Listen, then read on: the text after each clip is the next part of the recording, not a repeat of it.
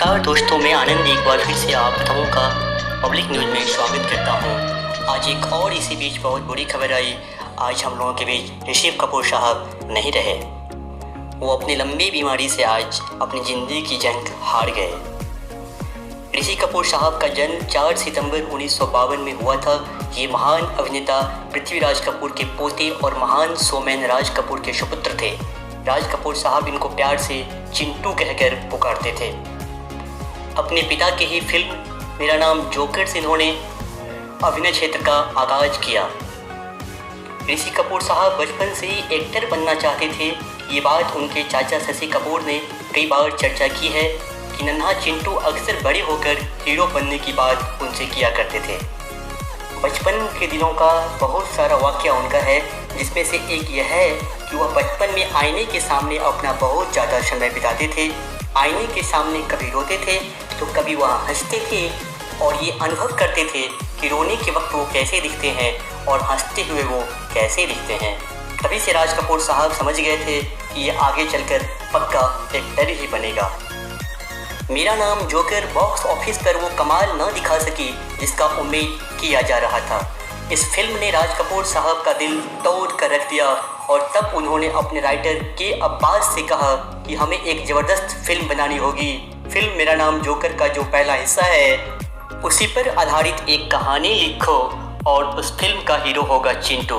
बोले तो ऋषि कपूर। ये आने वाला फिल्म कितना कमाल करेगा इसका आइडिया किसी को नहीं था। डिम्पल कपाड़िया और ऋषि कपूर साहब साथ में नजर आए और फिल्म बॉबिन ने वो कमाल कर दिया जिसने सबको हैरान कर दिया। एक बात और उनकी गौर करने वाली है, ऋषि कपूर साहब का मिमिक्री करना, उनका नकल उतारना आसान नहीं है।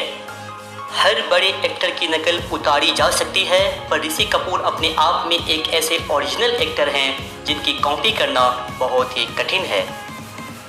उन्हें बॉलीवुड चॉकलेट बॉक्स हीरो के नाम से भी जानती है। वो बड़े ही पॉजिटिव एनर्जी वाले इंसान थे। राजनीति के ऊपर भी उनकी ज़बरदस्त दिलचस्पी थी। वो पिछले कई महीनों में आपने देखा होगा, चाहे वो न्यूयॉर्क में हो या फिर भारत में, जब भी उन्हें कोई टीवी डिबेट में बुलाया गया, बड़े ही सरल तरीके से उन्होंने राजनीतिक मुद्दों पर भी अपने विचार रखे थे। एक ऐसा आइकॉन जिसे 70 के दशक का सबसे सफल अभिनेता कहा जा सकता है, खास तौर पर यंग जनरेशन के लिए एक तरीके से प्रेरणा थे। उनके फिल्म की जो सबसे बड़ी खासियत थी वो ये कि उनके फिल्म के गाने बड़े ही अच्छा हुआ करते थे। बॉबी, रफू चक्कर, त्रिशूल, जो भी उनकी बड़ी फिल्में हुई उसमें गाने बड़े ही अच्छे थे। खासकर नीतू सिंह के साथ उन्होंने ऐसे बहुत सारे गानों पर रोमांस को लेकर लोगों के बीच रखा। हालांकि ऋतु सिंह के साथ उनका आगे चलकर शादी भी हुआ। ऋतु सिंह और ऋषि कपूर के 2 बच्चे हुए, रिद्धिमा कपूर और बेटा रणबीर कपूर, जो कि बॉलीवुड का एक चमकता सितारा बन चुका है।